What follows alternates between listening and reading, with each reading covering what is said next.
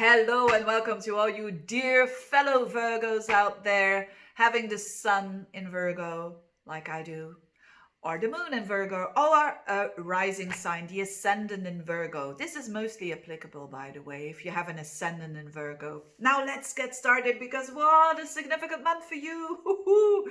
It's not only your full moon in your sign during the month of March of 2022. It's the grand finale I've been talking about for such a long time. The first week, Venus, Mars together with Pluto. And guess what? In a fellow earth sign. So you are an earth sign, dear Virgos, and this is all happening in Capricorn, your fifth house, which is one of my favorite houses. It's the houses of play, it's the houses of hobbies, romance, sex, children, restaurants, cafes, all the good stuff. It's about self-expression. So I've been talking about this for a long time. I've seen Virgos, especially the Virgo risings, going through quite a lot in their love life, because of this Pluto, because of Venus now still dancing around Pluto or going retrograde and backwards and forwards and all of that. So as from December, January, February, it's a lot about re-looking how you're doing relationships or how you're doing love, so to speak. Who are you, dear Virgos? Who do you want to be in a love relationship? With your children, or even with your children or with a lover? If you are single, for instance, there's definitely someone catching your eye there. And when you are in a relationship, there's definitely some changes going on, for sure. And drastic ones, because it's Pluto. And remember, I've been talking about this Venus-Pluto, that it has to do with a deconstruction and a reconstruction and all of that. Whilst this is all going on in fellow Earth sign, it should not be that difficult. But still, we're talking about Pluto. It's never easy with Pluto, even in trines and all of that. I've seen that many times. So, but remember, you've been doing the work and still doing the work as I'm recording this. This is the end of January. So still doing the work when it comes to looking at your value, considering love. How much do you, what's your role in a relationship? And the healthiness about this, because Pluto is about toxicity and Pluto is about putting it to the surface, your shadow and other people's shadow, and it's actually about codependence. I've seen it many times now in the readings with people with Virgo risings. It's a lot about codependency. It's a lot about I'm dependent upon you, ooh, I'm sticky, or they are sticky, and it's not healthy anymore. So you need to do something. And now is the time now is the time to do something about it and to drastically change this and reconstruct this with Mars and Capricorn, and joining the club with Venus and Pluto. So Mars with Pluto is definitely about doing something that has quite a lot of intensity to it, because once you're doing something, it's going to change your life very drastically and deeply. So that could be a relationship or a love relationship that you're ending. For some of you, if that, and when is that going to happen? When it was already dead, right? So if you're trying to push and to pull and whatnot with something that already has died, it's impossible. You're going to see that now, and it's going to make it easier the faster you see it, so that you can proceed with a new, fresh start, so to speak.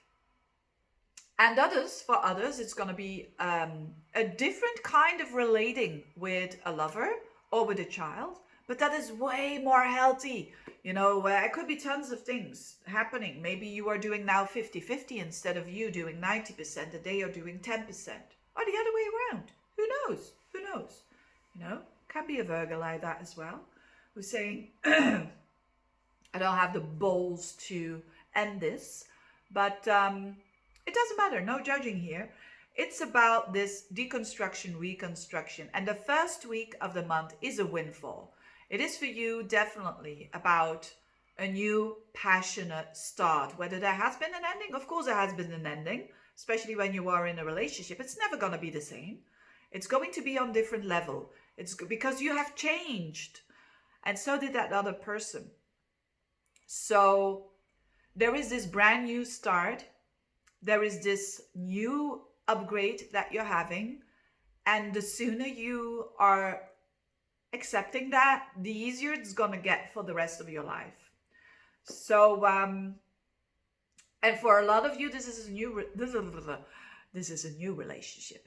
And what a relationship. It's a relationship where you can build on, Capricorn. It's a relationship. It's going to be a relationship full of passion because of the Venus-Mars conjunction. And it's going to change you. It really will, because of the circumstances. So, wow, what an energy. Now, after the 7th of the month or the 8th of the month, and the rest of the month, Venus and Mars still going to be together. You know, mostly they are together like a couple of days. But now, still the rest of the month, going to join very close to each other in your 6th house. I say your 6th house because 6th house is the house of the Virgo, though it is in Aquarius. But it means that after the shift that you've done on a relationship level, on a love level, it is like you're more passionate about your day-to-day routines. You're more passionate about who you want to be when it comes to your workplace, your health. You could be doing some new regimes, some new health regimes, mentally, physically, whatnot. It's your cup of tea. And whilst all this is going on, if this wasn't enough, around the 18th, you have a full moon in your sign, which means the moon in your sign and the sun in your opposite sign. And it is with Neptune, also a bit with Jupiter, and Mercury is also joining the club. So it's a whole stellium in your 7th house, again, relationships, you know. But this is a very dreamy kind of energy because of Neptune. So, because all the changes you have been taking, it's almost like you're walking a little bit on clouds. You can't do wrong with that if you know that you're walking on clouds. You know what I mean? So I don't want to spoil it. I don't want to say to you like the astrology, oh, it's Neptune, and because of Neptune, you know, it's all not real. It is real. It is real. But keep the feet on the ground. And I trust you. I trust you. A true Virgo always has the feet on the ground. So make it real. Make that relationship real. Enjoy it. When it's giving you magic, enjoy the magic. And don't pinpoint and try to keep it for the rest of your life. I mean, that idea of it has to be like this or that. That's the negative side of Virgo. You know, don't over plan. Enjoy the magic. Enjoy the spontaneity. There's going to be there's a lot of spontaneity that is coming from another person. Enjoy that. Enjoy that. I mean, Virgos, they are not easy with that. I mean, because they want to be perfect, and it's not easy to be spontaneous and to be perfect. So enjoy that other energy, and don't try to involve with or control it. That's the word I want to use. Don't try to control it.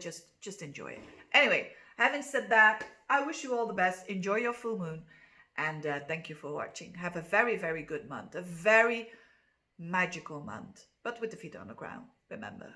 Bye-bye.